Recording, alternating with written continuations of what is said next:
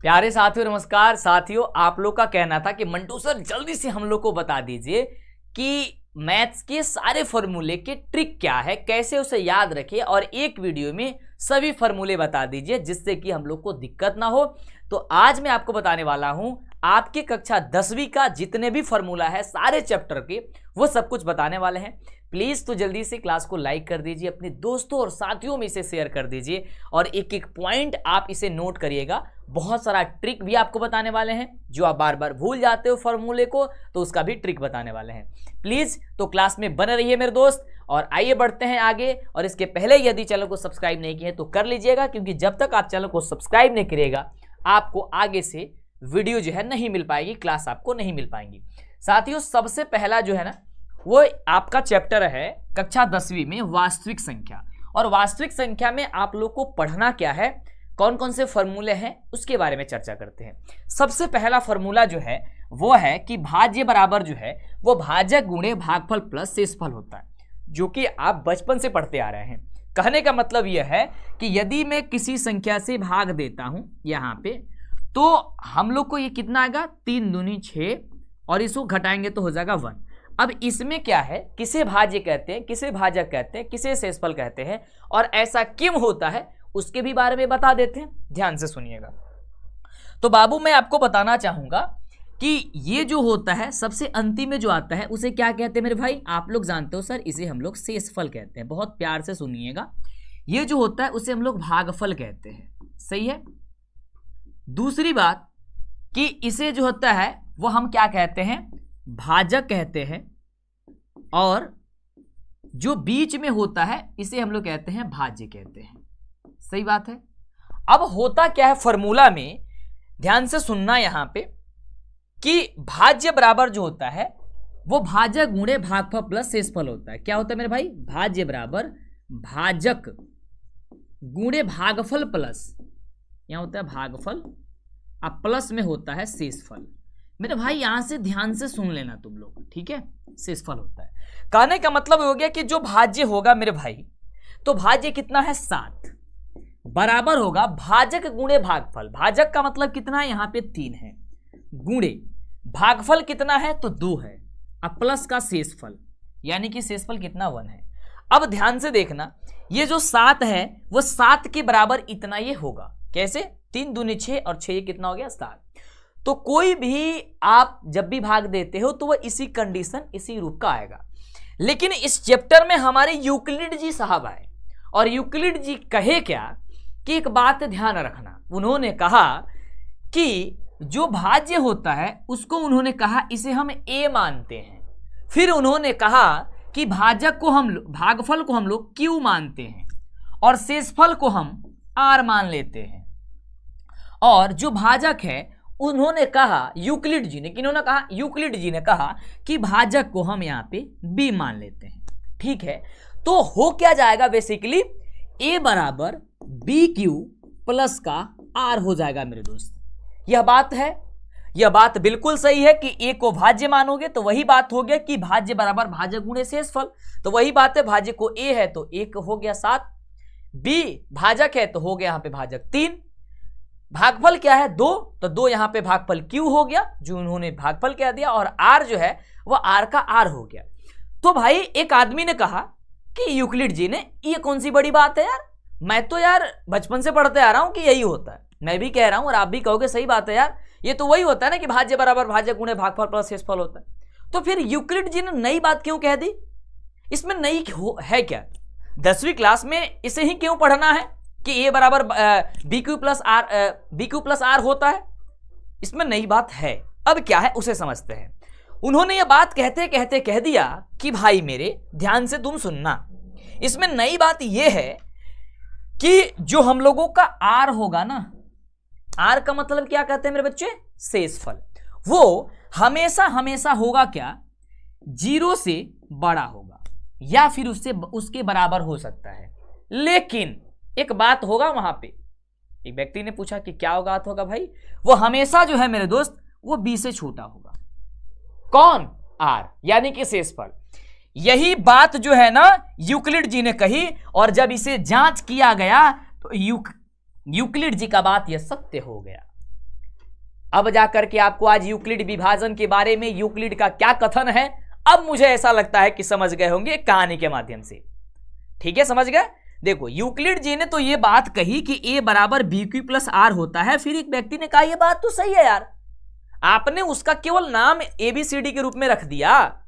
नया क्या किया उन्होंने, नया खोज निकाला कि दुनिया का कोई भी क्वेश्चन होगा, यदि दो धनात्मक पूर्णांक होंगे a और b, और यदि उसमें भाग दिया जाएगा तो हमेशा जो शेषफल होगा वह b से छोटा होगा, यानी कि भाजक से छोटा होगा, और वो 0 हो सकता है या उसके बराबर हो सकता है या उससे बड़ा हो सकता है, लेकिन कभी भी b से बड़ा नहीं हो सकता है। क्यों? ध्यान से इस बात को भी समझ लो मेरे दोस्त। ये बात क्यों कहा उन्होंने, आप चेक भी कर सकते हो। ये b है ना, और ये क्या है, r है, b से छोटा है कि नहीं है? तो बताओ आज तक तुम लोग कभी पढ़े हो कि शेषफल माइनस भी होता है? कहोगे कि ना भाई साहब नहीं होता है। यही बात तो यूक्लिड जी ने कह दिए। क्या कभी तुम पढ़े हो कि इससे ज्यादा ये मान होता है? ना भाई ना, नहीं पढ़े हैं, क्योंकि जैसे ही मान ये 3 से 4 होगा फिर एक बार भाग लग जाएगा।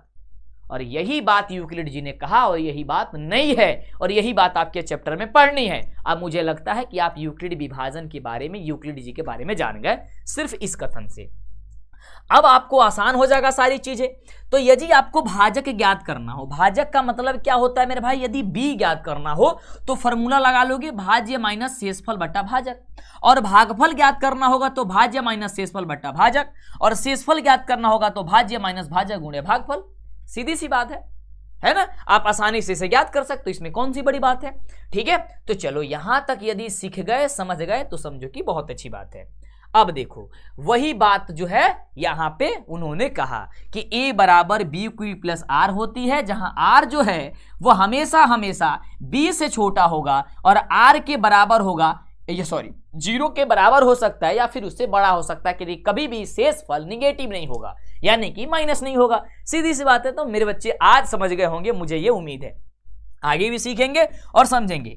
भाई मेरे इस चैप्टर में एक और फॉर्मूला है कि दो संख्याओं का गुणनफल जो है वह उनका मौसा गुणे लौसा होता है। यानी आप कहने का मतलब हो गया, यदि दो संख्या दी गई हो, a गुणे b दिया गया हो, यानी a और b दिया गया हो, तो इसका गुणनफल a गुणे b बराबर जो है HCF यानी कि मौसा गुणे LCM यानी कि लौसा के बराबर होगा। कहने का मतलब ये है कि मान लो कि कोई संख्या 3 और 4 दिया गया हो, ठीक है, और यदि इसको हम गुणा कर दे तो 4 3 कितना होगा, 12 होगा, ठीक है, और इसका हम लौसा और मौसा निकाल के भी गुणा करेंगे ना तो वो भी 12 ही होगा। ठीक है बात है, तो ये याद करके रखना है, इनके कहने का मतलब ये है। तो यदि यहां से HCF आपको निकालना होगा तो क्या निकालोगे, a गुणे b अब बटा LCM, जिसका इस्तेमाल आपके एग्जाम में सबसे ज्यादा होता है। यदि आपको LCM ज्ञात करना होगा तो आप कहोगे सर a गुणे b बटा हो जाएगा तब HCF, यानी कि जब HCF ज्ञात करना होगा तो नीचे LCM हो जाएगा किसके, a गुणे b के, जब LCM ज्ञात करना होगा तो a गुणे b के HCF हो जाएगा। यदि मेरे बच्चे कह दिया जाए कि एक संख्या दी गई है, यानी पहली संख्या दी गई है, दूसरी संख्या क्या होगा, तो आप कहोगे, या फिर कह दिया जाए दूसरी संख्या पहली संख्या क्या होगा, तो कहना पहली संख्या a बराबर होगा HCF क्या होगा बताओ मेरे बच्चे, HCF गुणे LCM, अब बट्टा क्या हो जाएगा मेरे बच्चे, कहोगे सर b वाला हो जाएगा। यदि कह दे कि दूसरी संख्या बता दो तब क्या होगा, HCF गुणे LCM, ठीक है, और बटा हो जाएगा a, यानी कि पहली संख्या। a को पहली संख्या मानना, b को दूसरी संख्या मानना। ठीक बात है, तो ये आपका फॉर्मूला इतना बनकर के रेडी होता है। बताओ यहां तक समझ में आया नहीं आया, नीचे कमेंट करना। तो भाई मेरे फॉर्मूला जो है ना रटोनत समझो, क्योंकि मैं एक बार नहीं 1000 बार बोला हूं मेरे भाई कि यदि फॉर्मूला जब तक रटोगे तब तक समस्या होगी, और मुझे पता है कि अब आपको समस्या नहीं होगी ये सारी बात सुनने के बाद। सही बात है, यस। तो गुरुजी आगे बढ़ते हैं, वही बात है a गुणे b बराबर HCF गुणे LCM, और इसके माध्यम से मैंने कई सारे चीज बता दी। यानी कहने का मतलब हो गया कि 2 को दे दिए 3 और 4, और कह दे कि इसका जो है ना LCM ज्ञात कर दो क्या होगा, और इसका HCF दिया गया है। मान लो कि दो को संख्या है 3 और 4 है और इसका HCF ही दे दिया गया है, ठीक है, तो कह दे कि भाई LCM ज्ञात करना, क्या करोगे, LCM बराबर a गुणे b बटा HCF, LCM निकल जाएगा। ठीक है, चलो तो इस तरीके से हो जाएगा मेरे भाई। अब बढ़ते हैं दूसरे चैप्टर की ओर। पहले चैप्टर का फॉर्मूला सारा का सारा क्लियर है, इससे ज्यादा कोई फॉर्मूला नहीं है मेरे दोस्त, ठीक है बात है, सही बात है, यस। चलो तो आगे बढ़ते हैं मेरे भाई बहुपद के बारे में। बहुपद में होता क्या है कि रैखिक बहुपद का व्यापक रूप पूछता है आपके एग्जाम में, तो रैखिक बहुपद का व्यापक रूप होता है ax + b के रूप में। इसके घात पूछेगा कि इसके कितने घात होते हैं मेरे बच्चे, याद करके हमें इसके एक घात होते हैं। एक एक स्टेप बहुत ही सुंदर से समझना। दूसरा आता है द्विघात बहुपद का व्यापक रूप, तो वो होता है ax² + bx + c, और इसमें पूछता है कि द्विघात बहुपद की बहुपद की घात की संख्या कितनी होती है, तो मेरे बच्चे कहेंगे कि सर 2 होती है। बाबू आपके एग्जाम में यदि पूछेगा कि त्रिघात बहुपद का व्यापक रूप क्या होते हैं, तो मेरे बच्चे कहेंगे यहाँ पे AQ होगा, ध्यान दे देना, यहाँ पे मिस्टेक हुई है, यहाँ पे AQ होगा, ठीक है। तो कहोगे मेरे बच्चे कि AQ + bx² + cx + d होता है, और इसका घात की संख्या कितनी होती है, मेरे बच्चे कहेंगे सर इसकी घात की संख्या 3 होती है। 3 दिख रही है ना, नहीं दिख रही है तो इसे थोड़ा सा हम छोटा कर देते हैं मेरे बच्चे, इधर कर देते हैं, सही बात है, अब दिख रही है। चलो बाबू आपके एग्जाम में क्वेश्चन पूछेगा कि द्विघात बहुपद ज्ञात कीजिए, तो द्विघात बहुपद का सूत्र होता है x² - α + β × x + α × β। यानी आपके एग्जाम में क्या करेगा, अल्फा और बीटा का मान दे देगा। मान लो कि अल्फा का मान दे दिया 3 और बीटा का मान दे देगा बाबू आपके 4, कहेगा इससे द्विघात समीकरण ये द्विघात बहुपद बना दो, तो आप क्या करोगे, ये वाला फॉर्मूला लगा देना। आप कहोगे सर x² - α + β यानी कि 3 + 4 इंटू हो जाएगा x + α × β यानी कि 3 गुणे हो जाएगा 4। इसको सॉल्व कर दोगे प्यार से अच्छे तरीके से, तो x² - 4 3 7 7x और 4 3 हो जाएगा 12। लो ये आपका बहुपद द्विघात बहुपद ज्ञात हो गया। ऐसे ही आपके एग्जाम में क्वेश्चन पूछता है, सही बात है कि नहीं बात, एक बार हाथ हम सब कर दो कि हाँ सर सही बात है, बहुत सुंदर बात है। चलो सुंदर बात है, तो आगे बढ़ते हैं और अगले वाली चीजों को हम लोग अच्छे तरीके से समझ लेते हैं। तो मेरे भाई ध्यान देना, नोट में कुछ चीज है कि बहुपद की जगह यदि समीकरण हो तो केवल बराबर 0 लगा देना है। यानी कहने का मतलब है कि देखो द्विघात बहुपद हो और एक होता है द्विघात समीकरण, सब बात वही होता है, दोनों का व्यापक रूप एक ही जैसे होता है, ax² + bx + c होता है। क्या बोला बाबू, ax² + bx + c होगा, तो ये हो जाएगा इस तरीके से बहुपद, और जैसे ही इसके बराबर कर दोगे 0 तो ये हो जाएगा समीकरण, बस हो गया, ठीक बात है। तो आज के बाद से कंफ्यूज होगा द्विघात बहुपद और द्विघात समीकरण में। द्विघात बहुपद सिर्फ क्या होगा, इस तरीके से होगा, और इसके बराबर यदि 0 लगा दोगे तो द्विघात समीकरण हो जाएगा। कहने का मतलब अर्थात ये है, समझ में आ रहा है, यस। चलो अब सुनना मेरे भाई, इसमें कह देगा कि अल्फा + बीटा बराबर क्या होता है, तो तुम कह देना कि -b/a हो जाता है। कह देगा कि अल्फा × बीटा क्या होता है, तो कह देना भाई साहब मेरे c/a होता है, ठीक है।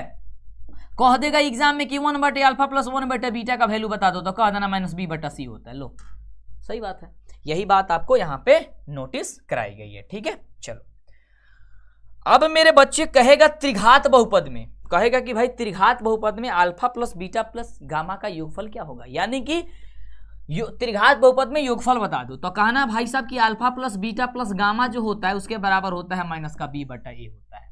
कह देगा कि 2 करके शून्यकों का योगफल क्या होगा, या गुणनफल है ना, तो कहना कि 2 करके यानी कि alpha beta + beta gamma + gamma alpha, ठीक है, गामा भाई साहब गामा अल्फा, ठीक है, गामा अल्फा, तो कह देना भाई मेरे c/a होता है। कह देगा कि इसका गुणनफल क्या होता है, तो आप कह देना बाबू कि अल्फा × बीटा × गामा बराबर होता है -d/a। लो भाई साहब सीधी सी बात है, ये फॉर्मूला याद करके रखना, ये फॉर्मूला बड़ा काम की चीज है, ठीक है। और ये आपको ये फॉर्मूला इस्तेमाल होगा त्रिघात बहुपद वाला केवल 5 अंक वाले प्रश्न, क्योंकि जब भी पूछेगा 5 अंक में पूछेगा, नहीं तो ऑब्जेक्टिव 1 अंक में पूछेगा, सही बात है। तो इस तरीके के आपके सारे के सारे जो है ना आपके द्विघात बहुपद भी खत्म हो जाते हैं, कोई फॉर्मूला इससे ज्यादा नहीं है भाई। मेरे सबसे ज्यादा अगर कोई दिक्कत करता है आपके एग्जाम में तो हाई वाला है ना, लेकिन जब क्रैश कोर्स पढ़ा रहे हैं तो उसमें सारी चीजें मैंने क्लियर कर दिया है, कुछ भी दिक्कत नहीं हो रहा होगा, है ना, कोई भी समस्या नहीं हो रहा होगा। देखो भाई क्या होता है, जब a1/a2 बराबर b1/b2 नहीं हो, यानी कि वो बराबर ही नहीं हो, जब बराबर नहीं होगा तो कहना कि भाई साहब ये संगत होगा। कैसा होगा, संगत होगा, यानी कि उसका हल एगो निकलेगा। कितना हल निकलेगा, एगो, केवल एक हल होगा, और इसकी जो रेखा होगा वो प्रतिच्छेदी करती हुई रेखा होगी, यानी कि इसकी रेखा इस तरीके से होगी, कहीं ना कहीं एक बार काट देगी। दूसरा ये अविरोधी करेगा, अविरोधी माने अ माने न ही, विरोध माने विरोध करने वाला, यानी कि जिसका विरोध करने वाला न हो उसे कहते हैं अविरोधी। तो अविरोधी का मतलब क्या हो गया, जिसका विरोध न करे, यानी कि उसका हल निकल रहा, अगर निकल जाता तो विरोध कर देता, लेकिन इसका हल नहीं निकल रहा है, इसलिए हो जाएगा अविरोधी, है ना।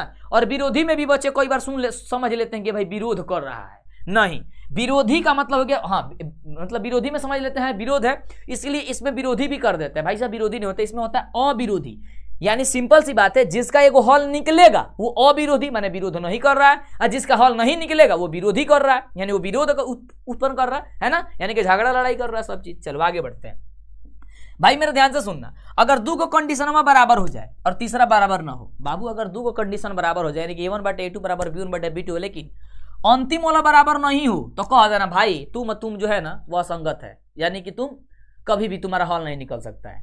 तुम्हारी जो रेखा होगी ना वह इस प्रकार से होगी, तुम कहीं नहीं काटेगा, तो जब कहीं नहीं काटोगे बाबू तो क्या हो जाएगा, इसका कोई हल नहीं होगा। तो सीधी सी बात है, इसका कोई हल नहीं होगा, ये समानांतर होगा और ये विरोध करेगा। क्यों विरोध करेगा, कि इसका एक को हल नहीं निकल रहा है, तो ये ध्यान रखना, ये विरोधी होता है। अब मुझे नहीं लगता है कि भाई साहब कहीं समस्या होगा।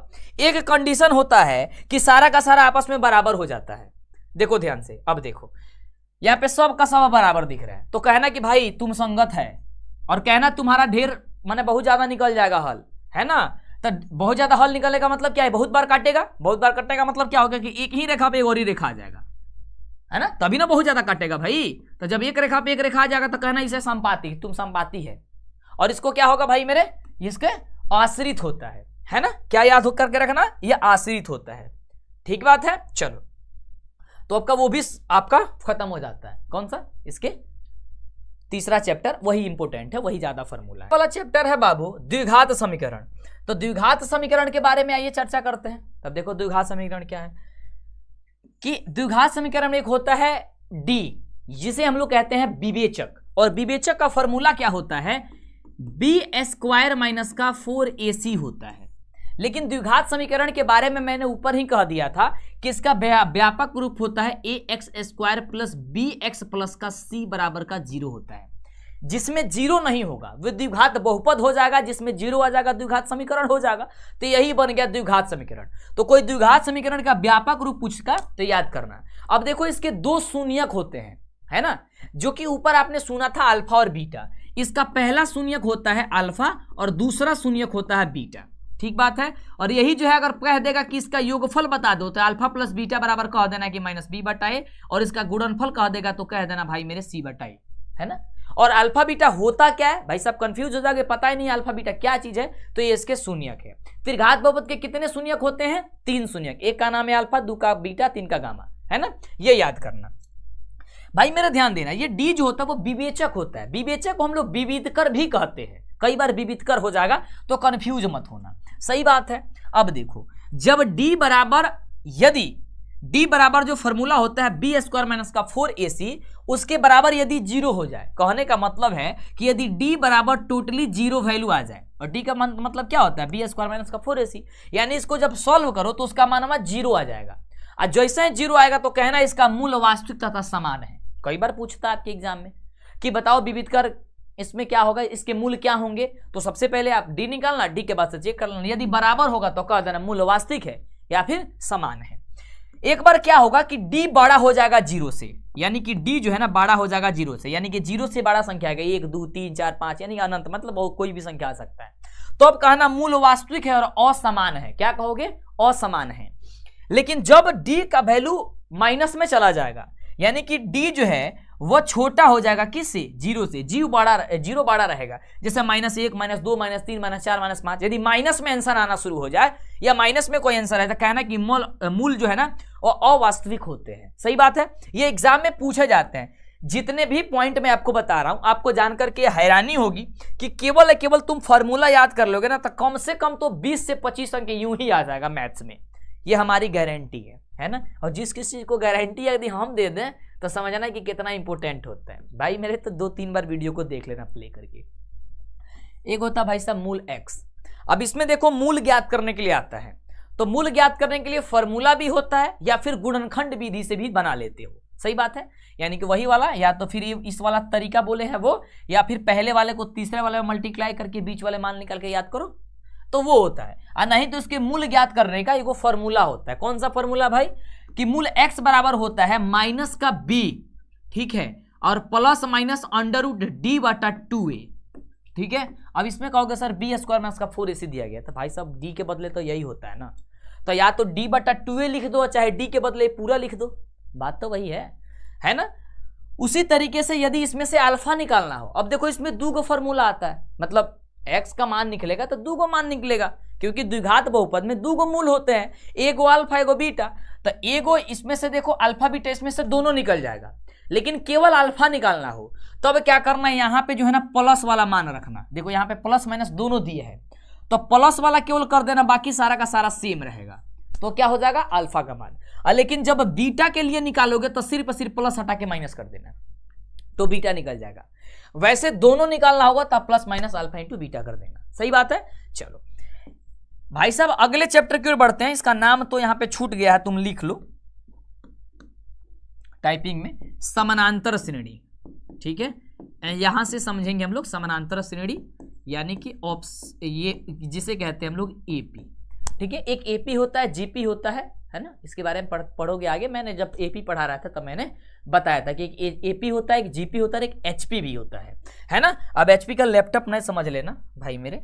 चलो अब देखो इसमें ज्ञात करना होता है सारबंतर, कि सारबंतर क्या होता है, तो सारबंतर होता है a2 माइनस a1, और a2 क्या है, दूसरा पद। यानी मान लो कि एपी दिया गया होगा यहाँ पे 2, 4, 6, 8 डॉट डॉट डॉट दिया गया, कहेगा इसका सारबंतर क्या होगा, तो तुम कह देना कि d1 माइनस का d2, यानी कि सारबंतर बराबर हो जाएगा, सारबंतर को d से प्रदर्शित करेंगे तो d बराबर होगा दूसरा पद माइनस पहला पद, नहीं d1 a2 माइनस a1, यानी कि 4 माइनस 2 घटा देंगे, इसका आंसर आ जाएगा 2 मेरे भाई, सही बात है। a को जो है वो प्रथम पद कहते हैं। इसमें कहता कि अंतिम पद निकाल दो, कई बार आएगा आपके एग्जाम में अंतिम पद, तो अंतिम पद an बराबर होता है a plus n minus 1 into D होता है। ठीक है, a कौन होता है, प्रथम पद, n कौन होता है, पदों की संख्या, d कौन होता है, आपका सारबंतर या पादांतर, कई बार सारबंतर को पादांतर भी कहते हैं, सही बात है। चलो एक आता है इसमें एसन ज्ञात करने के लिए। एसन का मतलब होता है कि एपी के योगफल ज्ञात कर दो, यानी कि जिसे हम लोग एसन कहते हैं। अब एसन ज्ञात करने का दो गो तरीका होता है। पहला तरीका तो यही होता है, पहला इसका फॉर्मूला कि n/2 into 2a plus n minus 1 into D होता है, सही बात है। या फिर एक और फॉर्मूला होता है जिसमें पहले से an का मान दे दिया गया हो, यानी मान लो कि कोई ऐसा क्वेश्चन है जिसमें an दिख रहा हो, यानी कि an का मतलब होता है अंतिम पद। an का मतलब क्या होता है, अंतिम पद। ठीक है, इसे याद करना, an का मतलब क्या होता है मेरे भाई, अंतिम पद। जो भी चीजें मैं आपको नोट कराना उसे नोट कर ले, इसलिए मैं जब भी पढ़ाऊं ना पेन पेपर लेके बैठना। अब an जो होता है मेरे भाई, an यदि an दे दिया गया हो तब इसका फॉर्मूला क्या होता है मेरे भाई, तब इसका फॉर्मूला हम लोग क्या जानते हैं कि तब जानते हैं n/2 इंटू a प्लस होता है an, ये वाला फॉर्मूला हम लोग इस्तेमाल करते हैं। ठीक है, बेसिकली सबसे ज्यादा बच्चे इसी को फॉलो करते हैं क्योंकि इजी होता है, आसान होता है, बढ़िया होता है, सुंदर होता है, सही बात है। वही चीज देखो यहां पे दिया गया है कि यदि अंतिम पद nवा पद है, a minus n minus 1 into D हो, जहां a अंतिम पद, अरे an अंतिम पद होता है यार, ठीक है, पद है। अब इस स्थिति में Sn का वैल्यू क्या होता है, वही चीज है n/2 into a plus an होता है। तो ये चीजें जो होती है वो आपके एपी में पढ़ना होता है और ये आपकी फॉर्मूला होती है। इस तरीके से आपका एपी जो है ना वह समाप्त हो जाता है, सही बात है। ये बेसिक फॉर्मूले हैं जो आपके इस्तेमाल किए जाते हैं। भाई मेरे आता है निर्देशांक ज्योमिति, और निर्देशांक से आपको भी पता है कि भाई साहब सबसे ज्यादा क्वेश्चन पूछता है और इसमें लॉजिक वाला क्वेश्चन पूछता है। इसमें फॉर्मूला तो होता भी है और इसमें लॉजिक वाला भी होता है, बहुत ही सुंदर तरीके से। ठीक है, इसके पहले वो चैप्टर होता है 5वां क्लास से त्रिभुज, तो त्रिभुज में ज्यादातर क्षेत्र ये फॉर्मूला नहीं है, इसलिए उसको हटा दिए। कंफ्यूज मत हो जाना कि 5वां चैप्टर क्लास पे 7वां चैप्टर कैसे आ गया, सही बात है। चलो, तो उसमें ज्यादा फॉर्मूला नहीं है। त्रिभुज में क्या ही फॉर्मूला आया, उसमें देखिए वो सीध होत करने वाला है, उसमें थेल्स परिमेय है, पाइथागोरस परिमेय है, तो वो आगे बता देंगे आपको, है ना। थेल्स और पाइथागोरस के बारे में तो जानते हो। चलो, मैं तो फॉर्मूला के बारे में चर्चा कर रहा हूं, तो इस चैप्टर में फॉर्मूला है और इसमें लॉजिक वाला क्वेश्चन पूछता है, ध्यान से समझना। क्षैतिज रेखा को x अक्ष एवं ऊर्ध्वाधर रेखा को y अक्ष कहते हैं। यानी देखो इस तरीके से आपका होता है, ये वाला जो पट्टी वाली लाइन है, यानी इस तरीके से जो लाइन खींचा जाएगा, इसे मेरे बच्चे क्या कहेंगे, क्षैतिज रेखा, जिसे हम लोग कहते हैं x अक्ष। ये x हो जाएगा, इधर इधर माइनस का x हो जाएगा, या x डैश होता है। ये ऊर्ध्वाधर रेखा है जिसे हम लोग y अक्ष कहते हैं या फिर माइनस का y कहते हैं, सही बात है, यहां तक समझ गए।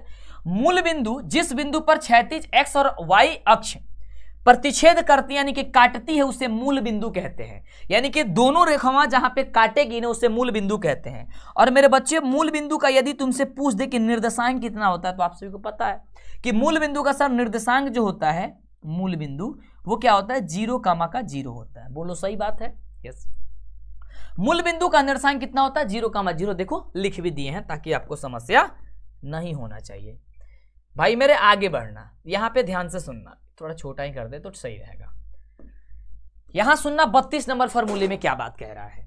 किसी बिंदु के निर्देशांक में दो मान x और y होते हैं, जिसमें पहले x को भुज कहते हैं या फिर x निर्देशांक कहते हैं और दूसरे y को कोटि या y निर्देशांक कहते हैं। देखो आपके एग्जाम में क्या कहेगा, ऐसे कहेगा कि 6,4 यानी कि 6,4 में x निर्देशांक बता दो, तो x निर्देशांक क्या हो जाएगा मेरा 6 हो जाएगा। कह देगा कभी कभी कि इसका भुज क्या होगा, तो पहले वाला जो मान होता है उसे या तो भुज कहते हैं चाहे x निर्देशांक कहते हैं। कई बार कहेगा कि भाई जल्दी से इसमें आप लोग कोटि बता दो, तो कहना जो y का मान होता है वही आपका कोटि होता है, जिससे हम लोग y निर्देशांक भी कहते हैं। क्या कहते हैं? y निर्देशांक भी कहते हैं। सही बात है? यस। देखो वही चीज है, किसी बिंदु की y एक्सिस से दूरी उस बिंदु की भुज कहलाती है या x निर्देशांक। ठीक है, अब देखो इसमें क्या है, कह रहे कि किसी बिंदु की y एक्सिस से दूरी, अब y से दूर, तो y से दूर तो यही है ना, तो उसी को भुज कहते हैं। सही बात है? देखो ठीक है, या x निर्देशांक कहते हैं। उसी तरीके से x अक्ष से दूर कोई बिंदु का क्या कहते हैं, y निर्देशांक क्या कोटि कहलाती है। किसी बिंदु की x अक्ष से दूरी उस बिंदु की y निर्देशांक या फिर कोटि कहलाती है। सही बात है जो मैंने समझाया। देखो x से दूर कौन है, y वाला, तो यानी कि कोटि कहते हैं या फिर उसे क्या कहते हैं, y निर्देशांक कहते हैं। y से दूर कौन है, x, यानी कि x निर्देशांक कहते हैं या फिर भुज कहते हैं। ये बात को एकदम कंठस्थ कर लेना, बैठा लेना अपने दिमाग में। अब सुनना ये वाली लॉजिक क्या है। यहां सबसे क्वेश्चन पूछता है हर वर्ष, और इस वर्ष भी पूछेगा। कह रहा है कि x पर यानी x अक्ष पर स्थित किसी बिंदु का निर्देशांक x, 0 होता है। सुनना ध्यान से, अगर कहेगा कि x अक्ष पर किसी बिंदु का निर्देशांक क्या होता है, तो x अक्ष पर कहेगा तो x का मान 0 हो जाएगा। अब यानी कि जो कहेगा वह मानवा क्या करना है, रखना है, अब बाकी 0 कर देना है। सीधी सी बात ये है, लॉजिक यही है ना। y अक्ष पर किसी बिंदु का निर्देशांक क्या है 0, y, यानी कि जो कह रहा है, क्या कह रहा है, y अक्ष पर तो पहले x का मान होता है और बाद में y का मान होता है। सही बात है, मानते हो? तो 0, y हो जाएगा। सही बात है। कहता है कि दूरी सूत्र क्या होगा, यानी कि दूरी सूत्र के बारे में पूछेगा मेरे भाई। कहेगा कि इसका दूरी सूत्र निकाल दो, तो एक रूट लगाना और क्या करना, x2 - x1 के whole square plus y2 - y1 का होल स्क्वायर। क्या होता है फॉर्मूला, x2 - x1 के होल स्क्वायर प्लस का y2 - y1 का मेरे बच्चे होल स्क्वायर होता है। बाबू वीडियो क्लास कैसा लग रहा है यार, नीचे कमेंट तुम किया करो, ठीक है, जिससे मुझे पता चले कि हाँ मेरे बच्चे को समझ में आ रही है। सीखे मेरे भाई। देखो कहने का मतलब है कि दो बिंदु दे दिया, मान लो कि 2,3 जो a वाला है और a को दे दिया, b जो दे दे वो 4,7 दे दे। ठीक है, और यहां से यहां a से लेकर के b तक ये पूछ दिया, कह दे कि यहां से यहां तक की दूरी बता दो, तो उसके लिए कौन सा फॉर्मूला लगाओगे, ये वाला। इसमें x1 होता है मान और इसका y1 होता है, इसे हम x2 कहते हैं और मेरे बच्चे इसको y2 कहते हैं। सही बात है, ये चीज समझ के रखना। अगर कह देगा कि मूल बिंदु से किसी बिंदु की दूरी क्या होगा, मान लो कि दे देगा 4,3 और कहेगा कि मूल बिंदु से दूरी क्या है, तो कुछ नहीं करना है, आपको एक रूट लगाना है, सीधी सी बात है, और दोनों का स्क्वायर करके जोड़ देना है। यानी कि 4 चौका 16, 3 त्रिका 9, 16 9 25, और 25 को बाहर कर दोगे मेरे बच्चे आ जाएगा 5। ये आपका मूल बिंदु से दूरी आ गया। और यही फॉर्मूला कहता है कि √x² + y², क्योंकि पहला मान x का होता है, दूसरा मान y का होता है। तो ध्यान से सुनना, एक बार कहता है कि भाई आप जो है ना वो जल्दी से मध्य बिंदु की दूरी बता दो, यानी कहेगा कि ये a वाला मान है, ये b वाला मान है, तो बीच वाला मान तुमको बताना है कि क्या होगा। मान लो कि बीचे बिंदु एक हो गया p, तो कहेगा बीच वाला मान बता दे भाई फटाफट से, तो तुम कह देना बाबू सीधे से कि x1 + x2/2। अब x1 कौन है, ये 2, इसका 2, ये 4/2 कर देना, y1 + y2/2 यानी 3 + 7/2 से भाग देना। कहने का मतलब है कि इसका पहला भाग के दोगे तो हो जाएगा, 2 और 4 कितना होगा, 6 होगा, 6 से 2 से भाग दोगे आ जाएगा आंसर 3, तो ये आपका हो गया 3।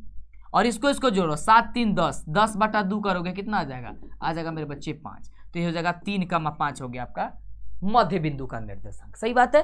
तो इस तरीके से इसको होता है, मैंने कहा ना लॉजिक वाला, ध्यान से सुनना पड़ेगा आपको। सही बात है।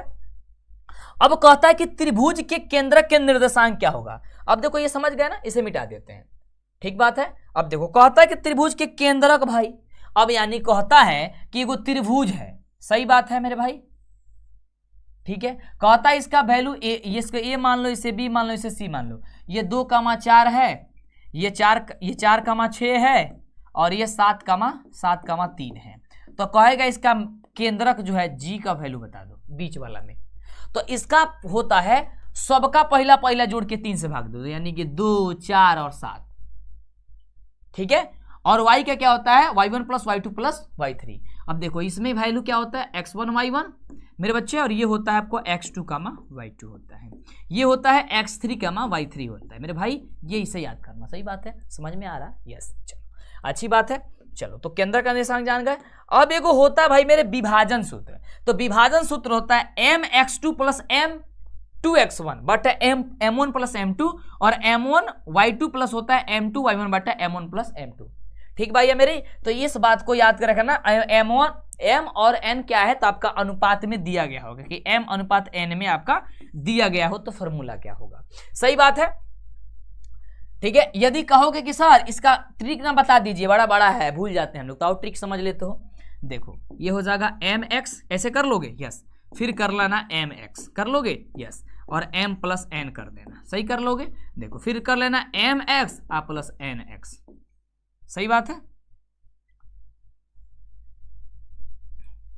ना। अब y वाला निकालना है ना, माफ करना, my प्लस में कर देना my, अब बटा कर देना m प्लस n कर देना। सही बात है। एक बार इसका विभाजन सूत्र याद करने के लिए mx प्लस बटा mx बटा m प्लस n, फिर my प्लस my बटा m प्लस y। अब इसमें एगो कोड याद रखना है ना, जिसपे कभी कभी तुम फोन करते रहना, याद करके रखना भाई 12-21। क्या याद करोगे 12 और 21, इसमें कर देना 12-2-1, इसमें कर देना 2-1, फिर इसमें कर 12 और फिर इसमें कर देना 21, और इसमें कर देना 1-2-1-2। लो आपका फॉर्मूला सारा का सारा रेडी होके आ गया, देखना तो सही है। यस सर सही है ना। अब चलो भाई मेरे, सबसे ज्यादा अगर कोई कंफ्यूज करता है और सबसे ज्यादा दिक्कत परेशानी होता है इस वाले में, त्रिभुज का क्षेत्रफल, वो भी किसमें, निर्देशांक ज्यामिति में। कहता है कि मान लो कि वही त्रिभुज है, ठीक है मेरे भाई, इसको मान लो a है, इसको मान लो b है, इसको मान लो c है, ये 2,4 दे दिया गया हो, ये 3,7 दे दिया गया हो, ये 8,4 दे दिया गया हो, और कह रहा हो कि भाई इसका क्षेत्रफल बता दो, किसमें, निर्देशांक ज्यामिति में। तो इसका फॉर्मूला होता है इतना बड़ा, और तुम कहते हो भाई मेरे ये तो फॉर्मूला रोज याद करते हैं, रोज भूल जाते हैं। मैं कहता हूं भाई देखो ध्यान से, बहुत ही सिंपल है। देखो इसका फॉर्मूला देखो मैं कैसे बनाता हूं ट्रिक से। तो क्या तुम यहाँ पे त्रिभुज का क्षेत्रफल, त्रिभुज का क्षेत्रफल बताओ, ये 1/2 हो जाएगा कि नहीं, तुम लिख लोगे कि नहीं लिख लोगे? लिख लूंगा सर, ठीक है। तो x, y माइनस वाई कर दोगे, यस सर, ये 3 बार कर लो ऐसा काम, तो 3 बार कर दोगे, कहोगे कि हाँ सर तो इसमें कौन सी बड़ी बात है ना, तो कर दो भाई मेरे। चलो ये कर दोगे, यस। जब ये कर दोगे ना तो मेरा एगो सबसे पहला का कोड याद रखना, जहां जहां x है वहां 1 2 3 कर दो, तो 1 2 3 हो गया, सही है। अब जहां जहां y है उसका एगो दूसरा कोड याद कर रखना, ठीक ना। 23 31 12, 23 31 और 12, ये वाला कोड उठा के चिपका दो। क्या करोगे 23 यानी कि 2 3, 23 31 3 और ये 12, 1 और 2। लो मेरे भाई बताओ ये फॉर्मूला बन गया कि नहीं बन गया? इसका फॉर्मूला होता है 1/2 into x1 y2 minus y3 plus x2 y3 minus y1 plus x3 y1 minus y2 होता है। अब मेरे को बताना मेरे भाई, क्या ये फॉर्मूला आपको समझ में आया? हाँ गुरुजी, ये वाला फॉर्मूला जो है ना हम लोगों को समझ में बहुत ही सुंदर तरीके से आ गया। अब ये बताओ ट्रिक कभी भूल पाओगे? ना गुरुजी, ये कभी नहीं ट्रिक भूल पाएंगे। तो जब नहीं भूल पाओगे मेरे भाई, तो आगे वाली चीज भी तुम समझ जाओ सुंदर से। अब हम लोग जानेंगे भाई मेरे त्रिकोणमिति का। अब त्रिकोणमिति बड़ा कंफ्यूज करता है आपको, तो ध्यान से सुनना इसका क्या ट्रिक है और कैसे ये बनेगा। सही बात है, यस सर। अब देखो सबसे पहले यदि कहीं कहेगा कि टेन थीटा बराबर क्या होता, तो 4-5 चीज जो नहीं लिखे वो भी बता रहे हैं, ध्यान से सुनना। ऐसा मत कहना कि हमको पीडीएफ मिल जाएगा तो सब हम रट लेंगे, नहीं, रटने का मतलब याद कर लेंगे। देखो टेन थीटा बराबर होता है एक, सबसे पहले साइन कॉस टेन जानते हैं। देखो एक होता है साइन थीटा, एक होता है कॉस थीटा, एक होता है टेन थीटा, एक होता है कॉट थीटा, एक होता है कॉसेक थीटा और एक होता है सेक थीटा। सही बात है। ये 6 त्रिकोणमितीय अनुपात होते हैं। क्या कहते हैं इसे? अनुपात होते हैं। अब ध्यान से सुनना, जो साइन थीटा होता है वो लंब बटा का कर्ण होता है। सही बात है। आधार जो होता है, ये कॉस होता है वो आधार बटे का कर्ण होता है, इसको याद रखना। टेन जो होता है वो लंब बटे का आधार होता है, ठीक है। कॉट जो होता है वो आधार बटे का लंब होता है। सही बात है। कॉसेक जो होता है वो कर्ण बटा का लंब होता है। सही बात है। सेक जो होता है वो कर्ण बटा का आधार होता है। इस बात को याद करके आपको मेरे भाई रखना है। सही बात है। पहले कंडीशन, पहली प्राथमिकता तो आपकी यही है कि इसके बराबर ये होता है। अब ध्यान से सुनना आगे। अब आगे हर एक चीज में अलग अलग पॉइंट्स आपको निकल करके सामने देखने को मिलेगी। अब आते हैं यहां पे। अब देखो टेन थीटा बराबर, तो तुमने एक फॉर्मूला ये जाना लंबाधार कर्ण में। अब टेन थीटा बराबर एक अलग से और एक फॉर्मूला होती है। टेन थीटा बराबर होता है साइन थीटा, यदि साइन थीटा बटा का होता है हम लोग का कॉस थीटा, यानी कि साइन थीटा में कॉस थीटा का भाग दे देंगे तो हम लोग टेन थीटा का मान आ जाएगा। ये ध्यान रखना। इसकी जांच भी करना चाहते हो तो मैं तुम्हें जांच करके भी दिखा दूंगा कि आखिरकार ये फॉर्मूला कैसे बना, कि टेन थीटा बराबर साइन थीटा बटा कॉस थीटा होता है या नहीं होता है। चेक कर दूं। टेन थीटा बराबर तुमको हमने क्या बताया था कि भाई मेरा लंब बटा आधार होता है, यही होता है ना। मैंने क्या किया, लंब बटा कॉस होता है भी टेन थीटा बराबर, तो ये जो है ना इस पे लागू हो जाना चाहिए। यस, मैं करके दिखा दूं, कहोगे तो एक छोटा सा नमूना दिखाता हूं, ध्यान से देखो। तो टेन थीटा बराबर मैं एक नमूना लेता हूं साइन थीटा। साइन थीटा का वैल्यू मैंने क्या किया, लंब बटा कर्ण, तो ये लंब बटा का कर्ण कर लो, बटे कॉस थीटा मैंने क्या बताया, आधार बटा कर्ण। तो लो ये छोटा सा नमूना तुम्हारे सामने पेश करते हैं। और कई बार बोले हैं कि भाई मेरे देखो, तुम याद मत रटो मत, समझो, समझ करके बहुत सारे बन सकती है चीजें, ठीक है। अब गलती जो पढ़ रहा है तुम लोग, तो अब उसको तो सही से कर लिया करो यहाँ पे आकर के।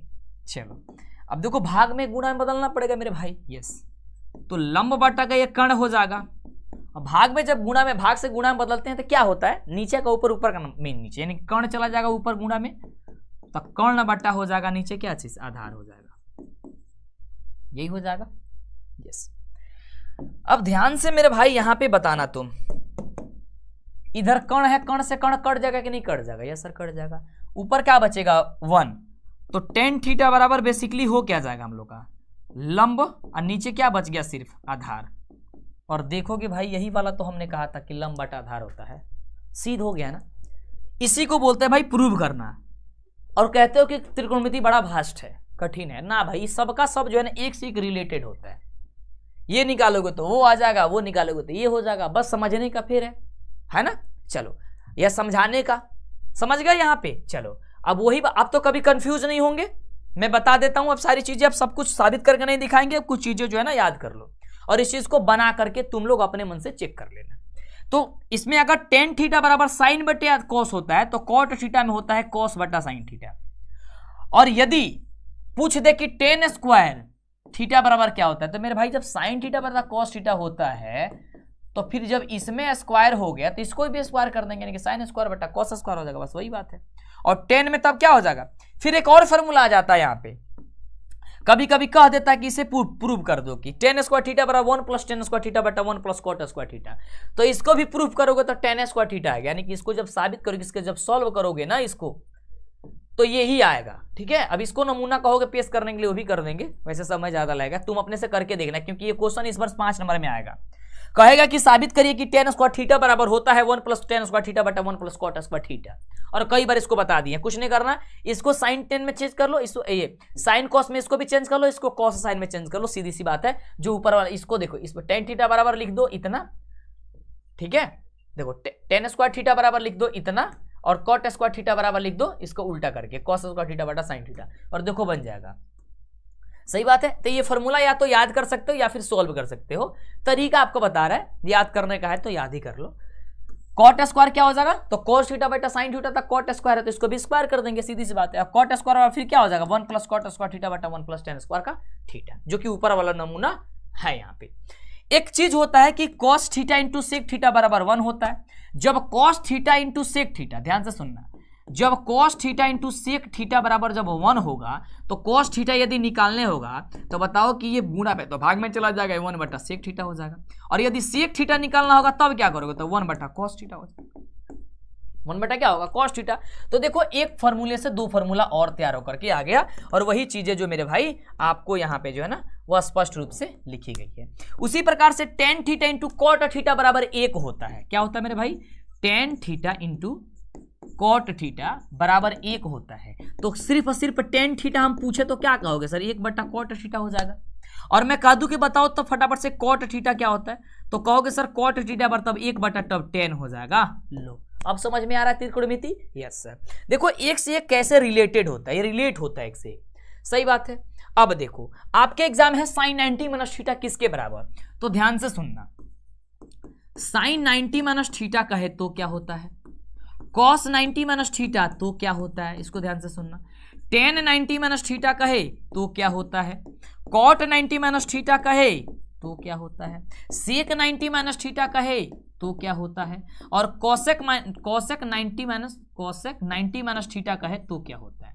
ठीक है मेरे बच्चे, अब आप ही खुद बताओगे। सुनो एक मैं बताता हूं, तुम आगे तुम खुद ब खुद बोलने लगे, तोते की तरह बोलोगे। अभी sin theta minus sin 90 minus theta क्या होता है, इसके बाद वाला देख लो क्या है, cos है तो यहाँ पे लिख दो cos थीटा। जब ये cos हो जाएगा तो इसके ऊपर वाला ये लिख दो sin थीटा। उसी तरीके से tan 90 माइनस थीटा वाला क्या होगा, cot थीटा, इसके नीचे वाला तो cot 90 माइनस थीटा क्या हो जाएगा, tan थीटा। लो तो इसको बताओ sec 90 माइनस थीटा क्या होगा, cosec थीटा, और cosec 90 माइनस थीटा वाला क्या होता है, sec थीटा। लो सारा का सारा फॉर्मूला रेडी है, सही बात है, यस। और यही चीजें आपको सारा का सारा ये लिखा गया है, सही बात है, यस।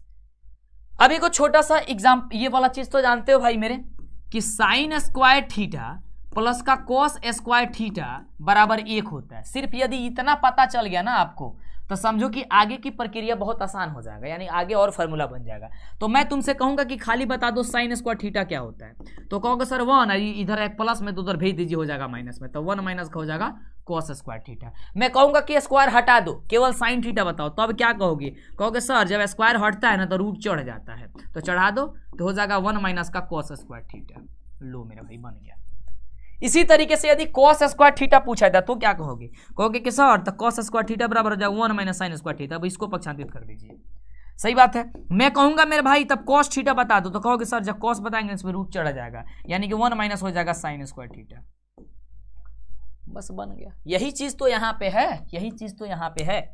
उसी तरीके से होता है मेरे भाई सेक जो थीटा होता है, ध्यान से सुनना, जो सेक स्क्वायर थीटा होता है वो होता है 1 प्लस का tan स्क्वायर थीटा के बराबर होता है, सही बात है, ठीक है। तो इसी तरीके से tan स्क्वायर थीटा यदि पूछें तो क्या कहोगे, कहोगे कि sir sec square theta minus का 1 कर दीजिए, सीधी सी बात है। देखो एक चीज से एक चीज केवल पक्षांतरित करने को समझोगे ना तो कोई दिक्कत नहीं होगा। उसी प्रकार से क्या होता है cosec square theta, cosec square theta minus cot square theta, तो फिर कोसेक स्क्वायर थीटा क्या हो जाएगा 1 प्लस कोसेक ये कॉट स्क्वायर थीटा, और कॉट स्क्वायर थीटा बराबर तब क्या हो जाएगा कोसेक स्क्वायर थीटा माइनस 1। सीधी बस पक्षांतरित कर दो, बस आपका आंसर आ गया। अब भाई साहब यहाँ नमूना पेश करने की जरूरत है, ये उस वाले टेबल, और टेबल कहते हैं कि बंटू सर भूल जाते हैं यार, तो आओ सिखाते हैं तुम्हें टेबल कैसे याद करोगे। इसका भी ट्रिक सुन लो, आज सब चीज जब सुन ही रहे हो तो सुन लो इसको भी। देखो इधर sine cos tan cosec sec का मान दिया गया है, इसको थोड़ा और छोटा कर देते हैं पूरी तरीके से दिखे, सही बात है। चलो सबसे पहले इधर 0 30 45 60 90 दिया गया है। अब दिखाओ 0/4 1/4 2/4 3/4 4/4 लिख सकते हो, यानी कि सब देखो 0 1 2 3 लिख देना 4 तक, फिर 4 4 4 लिख देना, सब पे रूट चढ़ा देना, ये कर दोगे यार। अब इसको सॉल्व करोगे तो कितना आएगा सर 0, इसको सॉल्व करोगे कितना आएगा 1/2, इसको सॉल्व करोगे कितना आएगा सर 1/√2, इसको सॉल्व करोगे कितना आएगा इतना आएगा, इसको सॉल्व करोगे कितना आएगा सर इतना आएगा। बस तो जब इतना आ जाएगा ना तो यही मान हो गया। ध्यान दो, साइन 0 का मान 0, साइन 30 का मान 1/2, साइन 45 का 1/√2, साइन 60 का 1/√3 और cos 90 का होता है 1। अब इसी को पलट दो, यानी ये वाला मानवा यहाँ रख दो, फिर ये वाला यहाँ, फिर ये वाला यहाँ, फिर ये वाला यहाँ, फिर ये वाला यहाँ। तो जब ऐसे रख दोगे तो हो जाएगा cos में, यानी कि cos 0 का मान 1, cos 30 का मान ये, cos 60 का मान ये हो गया। ठीक बात है। चलो अब कहेगा सर tan बता दो तब। तो देखो tan थीटा बराबर मैंने क्या बताया था अभी, मैंने कहा था कि भाई देखो tan थीटा जो होता है वो sin थीटा बटा cos थीटा होता है, यही होता है ना। यानी कि 0/1 कर दो, तो 0/1 करोगे तो 1 आ जाएगा। 1/2 में 3/2 से भाग दे, दोनों को भाग दे दो, जितना आंसर आएगा वो आपका 10 हो जाएगा। फिर इसको भाग दे दो 1 आ जाएगा, फिर इसको भाग दे दो √3 आ जाएगा, फिर इसको भाग दे दो क्या हो जाएगा इनफाइनाइट हो जाएगा, क्योंकि 1 में 0 से भाग नहीं लगता है। जब हो गया तो वही चीज है, tan 0 का मान 0 हो गया, tan 30 का मान 1/2, tan 45 का 1, tan 60 का 3/3 और tan 90 का इनफाइनाइट, यानी कि अपरिभाषित। अब इस मानों को यहाँ उठा के यहाँ पेस्ट कर दो, फिर इसको यहाँ कर दो, फिर इसको यहाँ कर दो, फिर इसको यहाँ कर दो, फिर इसके यहाँ कर दो, कोसेक का मान बन जाएगा। कोसेक का मान नहीं बनेगा मेरे भाई, यहाँ पे कॉट का मान बनेगा। हो माफ करना, यहाँ पे कॉट का मान बनेगा। अच्छा वो मान यहाँ नहीं रखा गया, वो मान यहाँ रखा गया है, माफ करना, कॉट का मान हो जाएगा, यानी कि इसका 10 का उल्टा करोगे क्या हो जाएगा, कॉट हो जाएगा। सही मान है, यहाँ पे लिखा गया है, सही बात है। अब कहेगा भाई कोसेक थीटा बराबर क्या होता है, तब कोसेक बता। देखो तो कोसेक थीटा बराबर एक फॉर्मूला हम बताए थे, कोसेक थीटा बराबर नहीं बताए तो याद कर लो, 1 होता है साइन थीटा, यानी कि साइन थीटा में 1 से भाग दे दो, यानी 0 है तो 1/0 कर दो। किसी संख्या में 0 से भाग हो सकता नहीं, इनफाइनाइट हो जाएगा। फिर 1/2 में 1 से ऊपर करके 1/2 से भाग दे दो, जितना आंसर आ जाएगा आपका 2 आ जाएगा तो 2 हो गया। फिर 1 रख के भाग दे दो, √3 हो जाएगा। फिर 1 रख के भाग दे दो, √2/√3। फिर 1 रख के भाग दे दो तो 1 का भाग दोगे 1 से 1 आ जाएगा। बस तो ये हो गया आपका किसका, कोसेक का मान। इसी का मानवा उलट के रख दोगे, यहाँ से 1, इसका कर दो √3, यहाँ कर दो √2, यहाँ का 2 और इसको इनफिनाइट। लो तो ये भी मान बन गया। अब बताओ त्रिकोणमितीय टेबल आपको कहीं दिक्कत हुआ समझने में? इस तरीके से आपके सारे के सारे जो है त्रिकोणमितीय टेबल आपके बन करके रेडी होकर के आते हैं। मुझे नहीं लग रहा है कि भाई अब आपको समस्या हो रहा होगा। चलो त्रिकोणमिति में अब 47 नंबर क्या होता है उसके बारे में समझो। पाई का मान 180 डिग्री होगा, कहां पे? पाई का मान तो हम लोग जानते हैं भाई 22/7 होता है, लेकिन त्रिकोणमिति में जैसे कहेगा तो डिग्री में कहेगा तो आप ध्यान रखना कि 180 डिग्री होता है। सही है मेरे भाई। पाई बाई तब 2 कर देगा तो कैसे होगा, 90 हो जाएगा, क्योंकि पाई बाई 2 कह रहा है तो 180/2 कर देंगे, यानी कितना हो जाएगा भाई 90 डिग्री। सीधी सी बात है, वही तो चीज है। और 3 से भाग दे देंगे तो 180 में 3 से करेंगे कितना हो जाएगा 60 हो जाएगा। पाई 4 कहेंगे 45 डिग्री, पाई 6 कहेंगे तो 30 डिग्री। इसे याद करके रखने की जरूरत है क्योंकि इंटर में पूछता है। चलो अब भाई साहब बढ़ते हैं हम आगे और बढ़ते हैं किसमें, हम वृत्त में। अब देखो यहाँ पे बहुत लॉजिक वाला क्वेश्चन पूछता है, सुनना ध्यान से। वृत्त पर अनेक स्पर्श रेखाएं खींची जाती है। एगो वृत्त है तो कितने रेखा खींच सकते हो, अनंत स्पर्श रेखा। छू के जाओ भाई तुम, ये वृत्त है, यहाँ से यहाँ से यहाँ से यहाँ से जहां से मन करता तहां से खींच सकते हो, अनंत स्पर्श रेखा खींच जा सकती है। तो ये क्वेश्चन आता है कि वृत्त पर कितनी स्पर्श रेखाएं खींच जा सकती है, कहना मेरे बच्चे अनंत। वृत्त पर के किसी एक बिंदु से केवल एक वृत्त पर के किसी एक बिंदु से केवल एक शक्ति है ही स्पर्श रेखा। भाई साहब ये वर्ड ही गलती लिखा गया यार, इसको कट करो, सीधी सी बात है। चलो ये देखो बत हो गया है, इसको वृत्त कर लो। वृत्त के किसी बाह्य बिंदु पर से केवल 2 स्पर्श रेखा खींची जा सकती है। सही बात है। देखो इस पे था शायद वृत्त पर के किसी एक वृत्त पर के किसी बिंदु से कितनी स्पर्श रेखा खींची जा सकती है, तो एक रेखा खींची जा सकती है। मान लो वृत्त है, यहाँ पे एगो बिंदु है तो कितने स्पर्श रेखा खींची जा सकती है, सिर्फ एक। यानी कि वृत्त पर एक, अगर वृत्त पर यदि एक बिंदु हो उसे कितनी स्पर्श रेखा खींची जा सकती है, सिर्फ एक। लेकिन वृत्त के बाह्य बिंदु से 2 स्पर्श रेखाएं खींची जा सकती है। देखो कैसे, एगो वृत्त है और इसका बाह्य बिंदु मान लो कि यहाँ है, तो इसका स्पर्श रेखा वो ये हो जाएगा, इसका स्पर्श रेखा हो जाएगा, तो कितनी रेखाएं हो गई, 2 रेखा। यानी कि वृत्त के बाह्य बिंदु से वृत्त पर कितनी रेखाएं खींची जा सकती है, वृत्त पे 2 रेखाएं खींची जा सकती है। वृत्त के किसी भीतरी बिंदु पर से कोई भी स्पर्श रेखा नहीं खींची जा सकती है। अब मान लो भाई मेरे कि आपका ये वृत्त है और इसके बिंदु एगो बिंदु है और चाहे कहीं पे इधर भी है, तो बताओ अब इसमें तुम स्पर्श का खींचोगे? नहीं खींचोगे, क्योंकि स्पर्श का मतलब होता है उससे वृत्त से छू के जाए, और इसमें कैसे छू के जाएगी? नहीं जाएगी, इसलिए 0 हो जाएगी। सही बात है। चलो आगे देखना। वृत्त की त्रिज्या बराबर होता है व्यास बट्टे 2, यानी कि व्यास को d कहते हैं, d बट्टे 2 होता है। अर्धवृत्त की परिधि जो होती है, अर्धवृत्त की परिमाप याद करना, पाई r प्लस 2r होती है। सही है। वृत्त की परिधि कहेगा तो 2 पाई r होता है। माफ करना मेरे भाई, माफ करना। अर्धवृत्त का क्षेत्रफल होता है पाई r स्क्वायर बट्टे का 2। ठीक है। देखो अर्धवृत्त का मतलब क्या होता है? आधा। मान लो कि पूरा वृत्त है और इसका होता है पाई r स्क्वायर। क्या होता है मेरे भाई? पाई r स्क्वायर। तो इसका आधा अगर क्षेत्रफल ज्ञात करना हो तो 2 से भाग करना होगा, तभी तो आधा होगा। तो सीधी सी बात है, वही फॉर्मूला होता है। देखो वृत्त का क्षेत्रफल क्या होता है? पाई r स्क्वायर। वृत्त के त्रिज्या खंड का क्षेत्रफल क्या होता है? तो त्रिज्या खंड का क्षेत्रफल होता है थीटा बटा 360 गुणे क्षेत्रफल कह रहा है तो पाई r स्क्वायर लगा दो। और वृत्त के त्रिज्या खंड का परिधि कहेगा तो थीटा बटा 360 गुणे परिधि का फॉर्मूला क्या होता है? 2 पाई r। तो थीटा बटा 360 रखना और 2 पाई r लगा देना। क्षेत्रफल कहेगा तो केवल पाई r से गुणा कर देना थीटा बटा 360 में, और परिधि का था तो 2 पाई r से गुणा कर देना। वृत्त के चतुर्थांश, तो चतुर्थांश मतलब चौथाई भाग, तो चौथाई भाग का क्या हो जाएगा भाई? पाई r स्क्वायर पूरा होता है, तो इसमें क्या करोगे आप? 1/4 से भाग दोगे, यानी कि 1/4 गुणे पाई r स्क्वायर। ये तरीका होता है, याद करके रखना आपका फॉर्मूले का। कोण थीटा वाली त्रिज्या खंड के संगत चाप की लंबाई क्या होता है? संगत चाप की लंबाई तो वही थीटा बटा 360 गुणे 2 पाई r। चाप का मतलब वही हो गया आपका परिधि कह सकते हो। वर्ग का विकर्ण क्या होता है? भुजा गुणे √2 होता है। भाई वर्ग हो और वर्ग का विकर्ण पूछेगा तो भुजा गुणे √2 कर देना। यदि वर्ग का परिमाप कह रहा हो तो 4 गुणे भुजा होता है, बचपन से पढ़ते आ रहे हो। वर्ग का क्षेत्रफल होता है भाई साहब, भुजा का स्क्वायर कर दो, भुजा को a कहते हैं, a का स्क्वायर कर दो। आयत का विकर्ण क्या होता है? अंडर लंबाई प्लस चौड़ाई स्क्वायर, लंबाई स्क्वायर प्लस चौड़ाई स्क्वायर। आयत का परिमाप क्या होता है? 2 × लंबाई प्लस चौड़ाई, भाई बचपन से पढ़ते आ रहा है। आयत का क्षेत्रफल क्या होता है? लंबाई गुणा चौड़ाई, यानी कि LB होता है। घन का विकर्ण क्या होता है? भुजा गुणा √3। घन का क्षेत्रफल क्या होता है? 6 गुणे भुजा स्क्वायर। घन का आयत क्या होता है? भुजा स्क्वायर। घनाभ का विकर्ण क्या होता है? ये तो सारे के सारे बचपन में पढ़े हुए हैं, है ना, इसमें क्या ही समस्या है। घनाभ का क्या होता है मेरे भाई?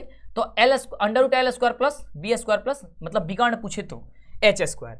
घनाभ का क्षेत्रफल 2 × LB plus BH plus HL होता है, जो कि बचपन से पढ़े हुए हैं। बेलन का वक्र पृष्ठ क्षेत्रफल क्या होता है भाई? 2 पाई RH होता है। ध्यान से देना, जो बेलन है इस प्रकार से आपकी बेलन होती है। ठीक है मेरे भाई। तो इसमें ऊंचाई भी होती है, तो ऊंचाई होती है तो इसलिए 2 पाई RH कर देंगे। घनाभ का आयतन क्या होता है? LBH होता है। बेलन का संपूर्ण पृष्ठ क्षेत्रफल क्या होता है? 2 पाई RH प्लस 2 पाई R स्क्वायर। ठीक है। समबाहु त्रिभुज का क्षेत्रफल क्या होता है? √3/4 गुणे भुजा स्क्वायर। बेलन का आयतन क्या होता है? पाई R स्क्वायर H होता है, यदि बेलन की आयतन कहा जाए तो। समद्विबाहु त्रिभुज का क्षेत्रफल क्या होता है? भुजा बट्टे 4, यानी कि A/4 गुणे √4 गुणे B स्क्वायर में से A स्क्वायर, है ना। विषमबाहु त्रिभुज का क्षेत्रफल क्या होता है? हीरोन के सूत्र से। ये 9th में आप पढ़े होंगे, 10th में इस्तेमाल नहीं होता है। ठीक है, मैंने यहां पे भी इसे नोट करा दिया। 9th में जब आप पढ़े होंगे तो आपको पता होगा, हीरो या हीरोन का सूत्र या हीरो का सूत्र आप पढ़े होंगे। सही बात है। चलो, गोले का वक्र पृष्ठ क्षेत्रफल क्या होता है? 4 पाई R स्क्वायर। अर्धगोले का ये वक्र पृष्ठ क्षेत्रफल क्या होता है? 2 पाई R स्क्वायर। अर्धगोले का क्या होता है? तब 3 पाई R स्क्वायर। शंकु का तिर्यक ऊंचाई क्या होता है? तो √H square minus R square. शंकु का वक्र पृष्ठ क्षेत्रफल क्या होता है? पाई RL। शंकु का वक्र संपूर्ण पृष्ठ क्षेत्रफल क्या होता है? तब पाई R plus pi R square. शंकु का आयतन क्या होता है? तो शंकु का आयतन जो होता है वो 1/3 गुणे पाई R स्क्वायर H होता है। छिन्नक के बारे में बात करेगा तो पाई × R1 प्लस R2 × L होता है। शंकु के छिन्नक की संपूर्ण पृष्ठ क्षेत्रफल क्या होता है? आप फॉर्मूला याद कर लो, मैं आपको जब सॉल्व कराऊंगा इस पे बन जाएगा, इसलिए मैं इस पे बोलते जा रहा हूं कि ये चीजें होता है, क्योंकि इसमें समझाने वाला चीज तो है ही नहीं। ये जब तक क्वेश्चन आप में नहीं बनाओगे, उसमें ऊंचाई, उसमें छिन्नक वाला सब कुछ दिया गया होगा, तभी समझ में आएगा, इसलिए फॉर्मूला याद कर लो। ठीक है। शंकु के छिन्नक आयतन क्या होता है? तो ये इतना होता है। माध्य बराबर क्या होता है? सिग्मा fx होता है बटा n होता है। ये एक माध्य क्या होता है? एक माध्य होता है प्रेक्षण का योग बटा प्रेक्षण की संख्या, जो कि आप बचपन से पढ़ते आ रहे हो। बहुलक का क्या होता है? इस तरीके से होता है। ठीक है। और माध्य के क्या होता है भाई? L plus n/2 × CF minus F/I होता है। बहुलक क्या होता है? ये सारी की सारी चीजें जब आपको सॉल्व कराया जाएगा तभी समझ में आएगा, इसलिए आप सिर्फ आप याद करके रखो इतना। बहुलक बराबर होता है 3 गुणे माध्यक माइनस 2 गुणे माध्य होता है। माध्यक को माध्यिका भी कहा जाता है, इस बात को याद रखना। और संभव घटना की प्रक्रिया कितनी होती है? 0। संभव घटना की प्रक्रिया कितना होती है? 0 और 1 के बीच में होती है। और निश्चित घटना की प्रक्रिया कितनी होती है मेरे भाई? 1 होती है। इस बात को याद करके रखना। ये लास्ट है अब 2। अनिश्चित घटना की प्रक्रिया, भाई मेरे यहां पे गलती हो गई है ना, 0 1 के बीच में होती है, ये गलती हो गई है, 1 2 जगह गलती, तो उसको सुधार लेना। प्रक्रिया क्या होता है भाई? घटनों की संख्या बटा कुल घटनों की संख्या। तो इस तरीके से आपके पूरे के पूरे फॉर्मूले होते हैं। अब मुझे बताओ कि फॉर्मूले में तुम्हें कहां दिक्कत है? नहीं दिक्कत होगा।